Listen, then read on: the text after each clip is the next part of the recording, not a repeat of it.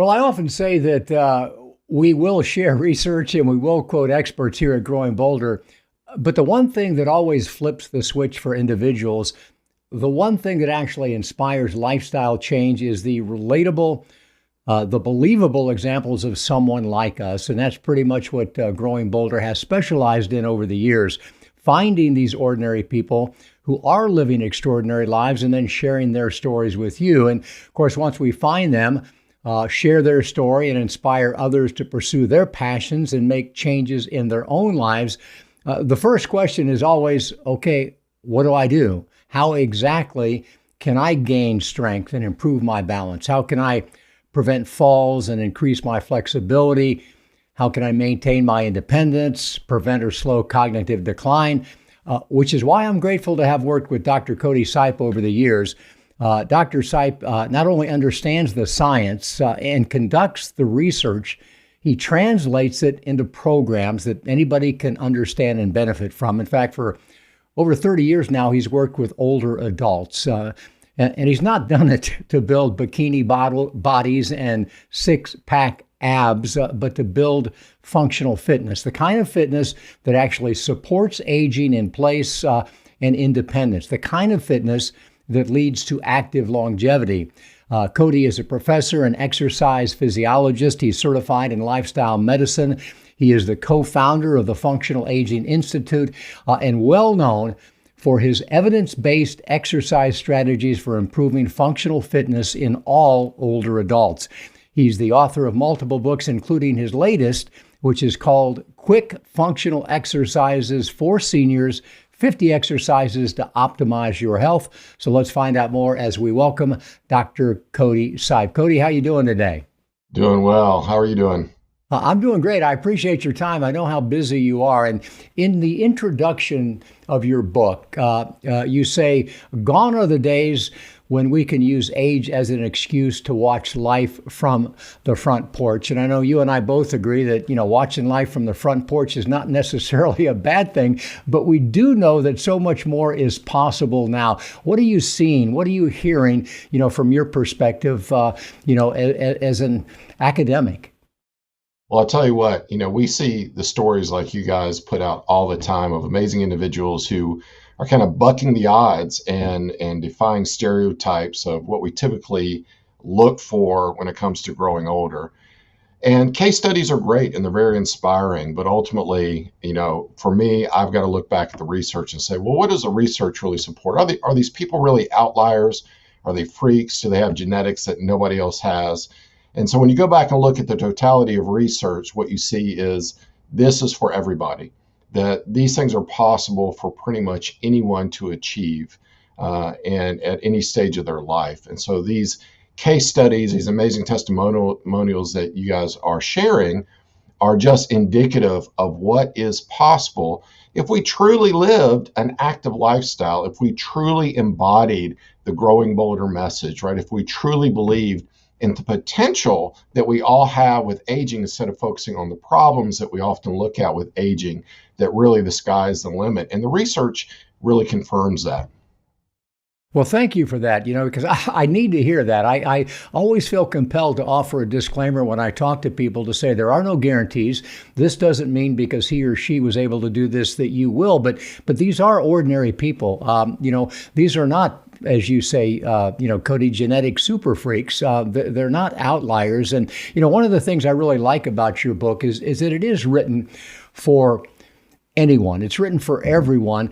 And you just don't put the research out there. You just don't put the graphs out there. You explain them in a way that makes me think, all right, this makes sense. And, one of the first things that I saw that I really liked is you lay out a graph and you refer to the blue line life and the yellow line life. Can you tell us what you're referring to there? Absolutely. So there's kind of a concept that we've recognized in aging for a long time called the trajectory of aging or the trajectory of function with aging. And that simply shows that, at some point we kind of peak physiologically in our lives. And then it's somewhat of a downhill trend from there. But there's so much more to the story. And the story is what you are doing with your life is really going to determine the slope of the curve for the rest of your life. So we have some individuals that decline very rapidly, and they degrade physically and functionally, leading them open to disability and dependence and early mortality. But then there are other people who are maintaining very high levels of function for a very long period of time and are kind of what we refer to squaring off the curve. And that is they're living well and they're living long. And then eventually we're all going to die, but they die very quickly instead of living for a long period of time in this area of dysfunction and disability. And when you look at what separates kind of those blue liners who are living really well for a long time versus the yellow liners that are declining rapidly, it really does come back to what are you doing every day? And exercise is a major component of that.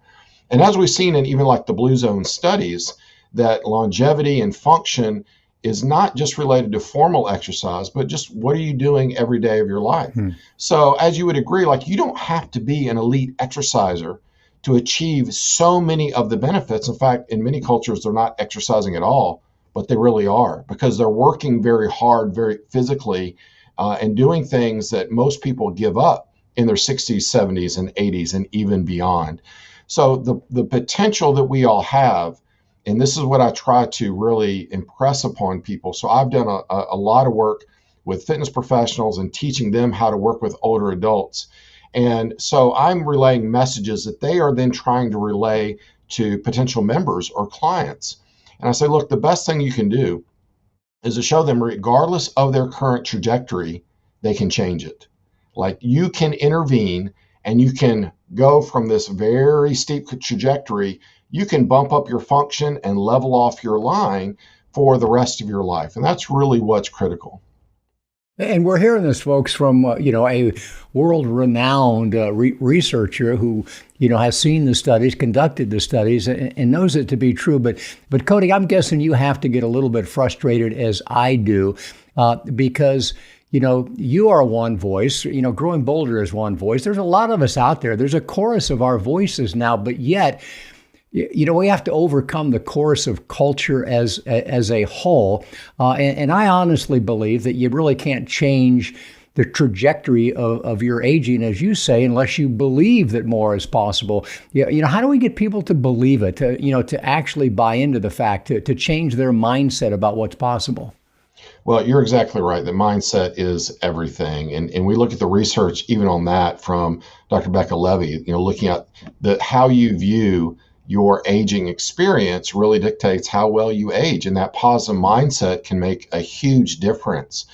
I'm as equally frustrated with individuals because we have to overcome inertia. That we're looking at a culture that has really for a long time kind of celebrated, hey, you get older and then you stop doing stuff and you don't do anything and you kind of sit by the sidelines, and that is changing rapidly, just not fast enough for sure.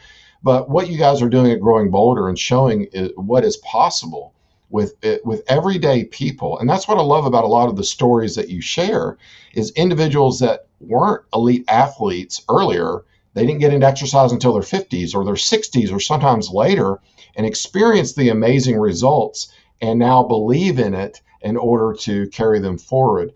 So that mindset is really critical, and it's kind of the $1 million question. If people always ask that, how do we get people to do it? Well, I don't know. We're all still working on it. We're working every single day, aren't we? And your book is a great pathway to doing just that. And I want to ask you about the structure of your book in a second. But before we get there, Cody, since we've got you, and I love the opportunity to ask you the big questions. I think we all believe, and maybe rightly so, that to some extent there are many age-related diseases. Certainly the incidence of many diseases increases as we age. But I've come to believe that many of these conditions, many of these diseases are as much related to the fact that we've simply had poor lifestyle for so many years. It's simply the length of time, the number of years we've subjected our bodies to unhealthy lifestyle, and not so much it's just because we're old. It's just that we've gone 3-4 decades with poor diet. Is there some truth to that? You're right on the money. There's absolute truth to that, and the research supports that because even with diseases such as cardiovascular disease, the most prevalent disease in the U.S., the number one killer in the U.S., and we know that with the right lifestyle, you can completely reverse cardiovascular disease. It's not so much the aging process that's the problem. It's, as you refer to, it's the accumulation effect. The accumulation effect of so many years and decades of a poor lifestyle, which includes poor diet, not enough exercise, not enough sleep, environmental hazards, all that kind of contributes to the incidence of chronic diseases such as cardiovascular disease, many forms of cancer, diabetes, completely reversible with lifestyle.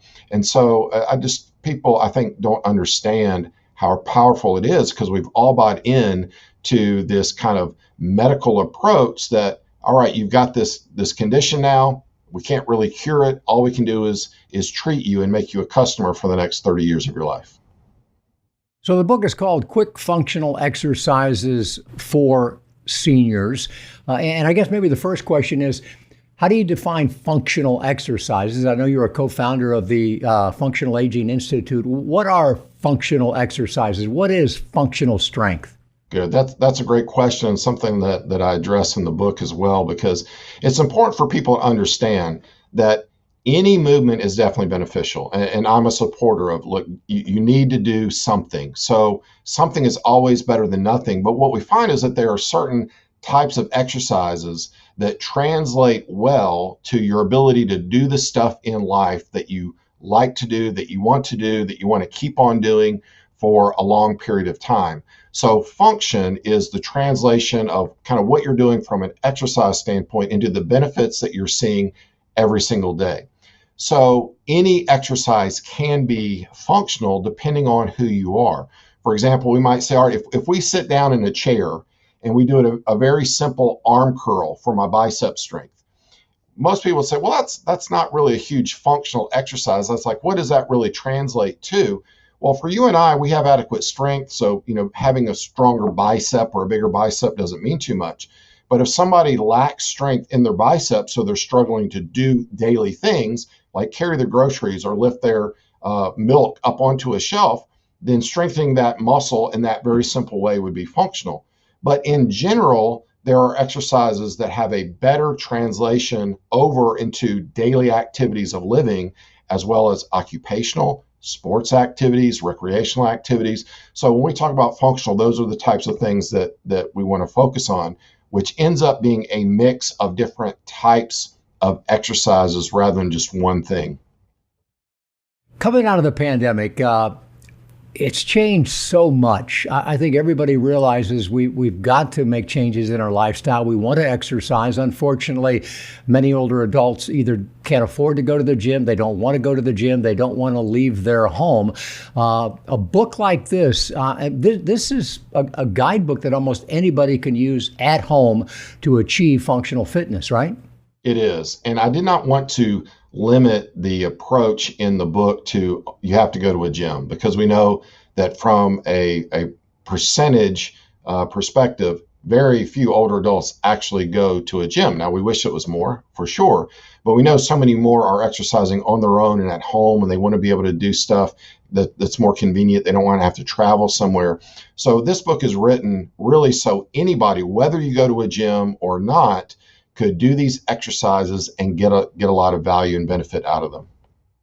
I don't want to throw you a curve now, but I said in the intro that you are a translator, and I love that about you because there's a lot of researchers, and you can read what they write, and you don't understand any of it, but you do research and then you translate it for the rest of us. So if I can you give us a layperson's explanation of three key principles that you have in your book that you say govern, or at least should govern, our exercise? And number one is the principle of adaptation. What is that? Yeah, adaptation is really important. So what happens is your body will respond to whatever type of challenge you give to it. So if you are not challenging your body physically, it's not going to improve. So adaptation is the process of growth that comes from stimulating very specific systems of our body. So if you want to get stronger, you have to do strength training, right? If you want to become more powerful, you have to do power training, and you have to do it to a level enough to challenge your body in order to make it change and improve. So we always have to be challenging our bodies in different ways. And this includes areas of like balance and mobility and gait and endurance, all the things that are important to be able to function well. And secondly, you mentioned the principle of specificity. What's that? So specificity is that how the adaptation applies to what you're doing or what you're wanting to accomplish. So a really great example of this is especially today, there's a big focus on strength training for older adults and for longevity. Strength training has a myriad of benefits, so I'm not saying it's not valuable. However, what we see from the literature is that if you really want to improve your balance, strength training is probably not going to improve your balance very much. You need to actually do balance training and focus in on specific techniques and strategies and movements that will challenge your balance in different ways. So that's specificity. Strength training specifically makes you stronger. It doesn't necessarily then carry over to some other areas that are important, such as balance and mobility. And finally, you might have touched on this one a little bit in adaptation, but the principle of progressive overload. Yes. So a lot of people miss out on this too, because I see this a lot in physical therapy. So I actually teach in a physical therapy program and talk to a lot of therapists. And one of the things that we see, especially in older populations, is they will go to therapy and for some problem. And so they will have a program that they do in therapy and they will get better from that. And then they go home and they keep doing that therapy program. So the therapy program took them up to this level, right? They got an improvement and they adapted, and now there they are. And so they keep doing that therapy program, and the therapy program kind of keeps them at the same level, but they never adapt anymore. That is, they never improve anymore because their body adapted to the overload or the challenge that was given to them in therapy. If they want to keep getting better, and if they want to bulletproof themselves as much as possible from the future challenges that come with getting older and maintain their function, they have to keep challenging themselves in new way. So again, a classic example of if you're lifting weights and a certain weight you're doing is heavy, and doing it 8 times is really hard, but you'll get stronger. And so now you can do it 10 times, and you can do it 12 times, and you can do it 20 times. You've adapted to that load. What do you need to do now? You need to increase the load. Instead of 8 pounds, you need to lift 10 pounds. Instead of 10 pounds, you need to lift 20 pounds. That's how you're going to continue to get stronger. And again, build up those reserves for the future. Yeah, folks, that's aging in a nutshell. You got to lift more weight. You got to eat less garbage. It doesn't get easier, but it can get better. And the book contains, as we mentioned, I think more than 50 exercises. The title says 50 exercises, but I saw a few more in there. Beautiful, full-color, step-by-step images to illustrate each one. Exercises to improve your balance and mobility, your strength and your power, your posture, your core stability, and much more. And Cody, you've broken it down, the chapters: exercise for cardiovascular endurance, exercises for strength and power, exercises for balance and mobility, exercises for core and posture. Where do you suggest they start? Start at the beginning and just go through it, or is it meant for someone to pick out what they need and go right there?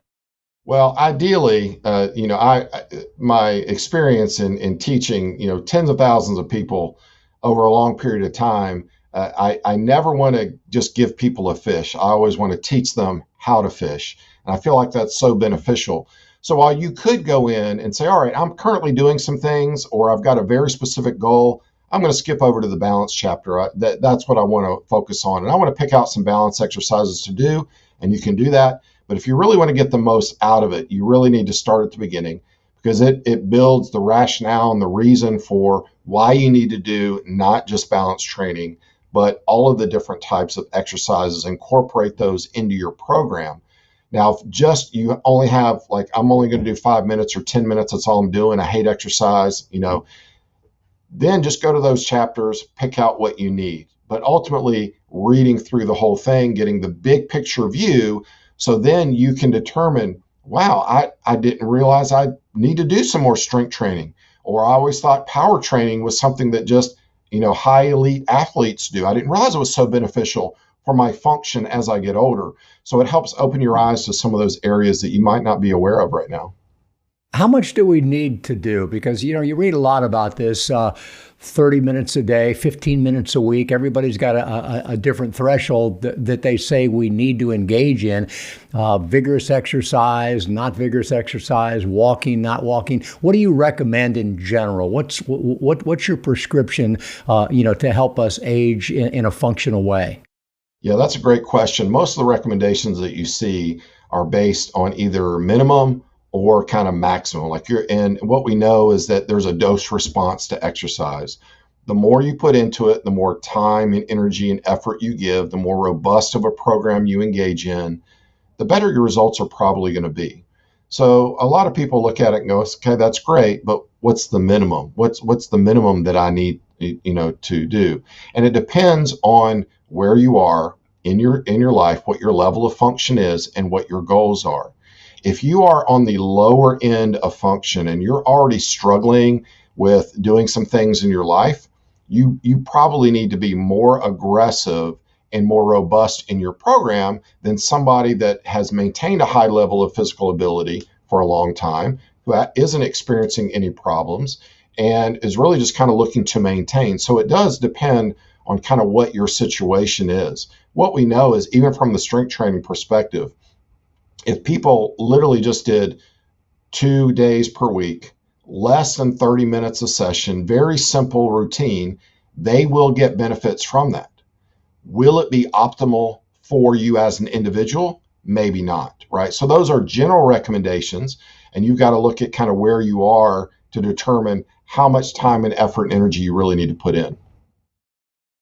It does seem, Cody, that there is now consensus, if you will, that it is possible to have a biological age, the age that cells and tissues and organ systems appear to be, based on biochemistry, that is different than our chronological age, the number of years that we've actually been alive. Do you believe that? Do you believe that there can be a difference between biological and chronological age?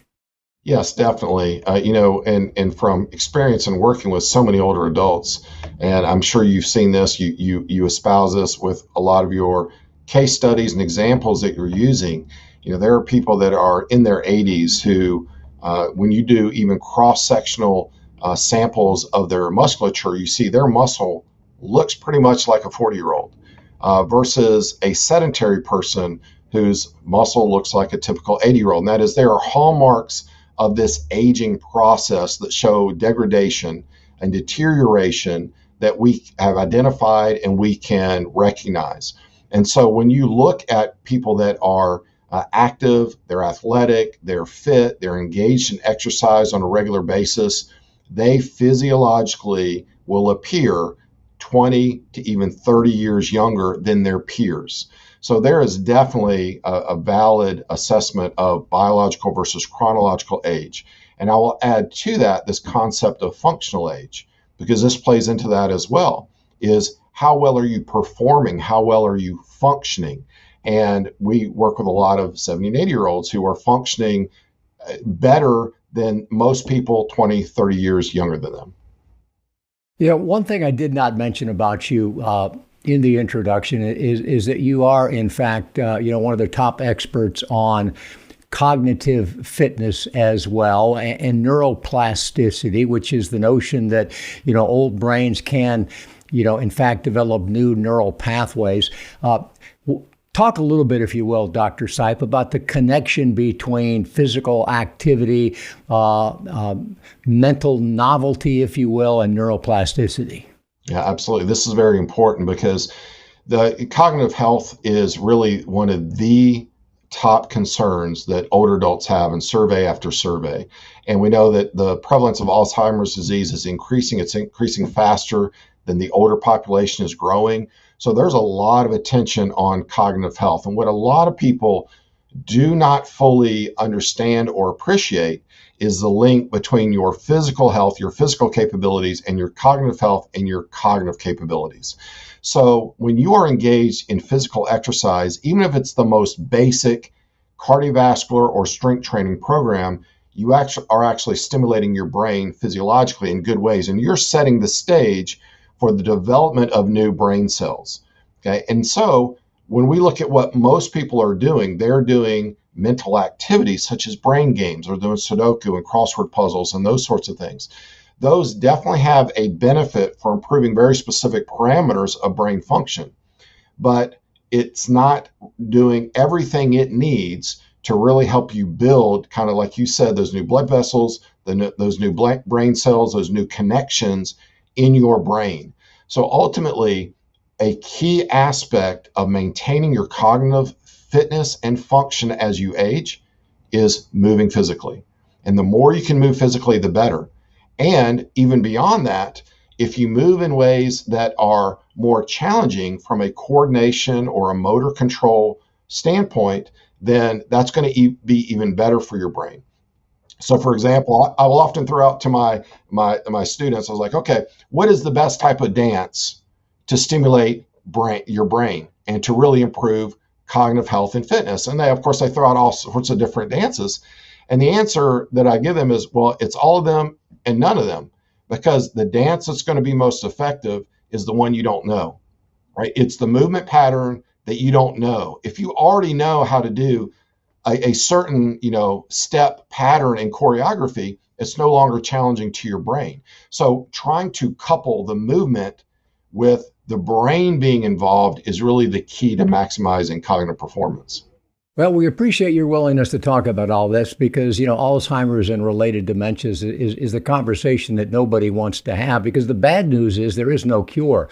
I mean, once you have it, you got it. But the good news is that research has proven conclusively in the last couple of years that it can be prevented, it can be delayed, it can be slowed by the lifestyle choices that we make. Direct correlation between the two, direct correlation between the lifestyle choices you make and your functional fitness. And folks, you can read all about it. You can find out more by checking out Dr. Cody Sipe's new book. It's called Quick Functional Exercises for Seniors, 50 Exercises to Optimize Your Health. It is, if I may, the perfect gift for yourself or anybody in your life that wants to increase their function, improve their energy, decrease joint pain, and enhance their cognition. Dr. Sipe, thanks so much for your time today. You're welcome. Thank you so much for having me.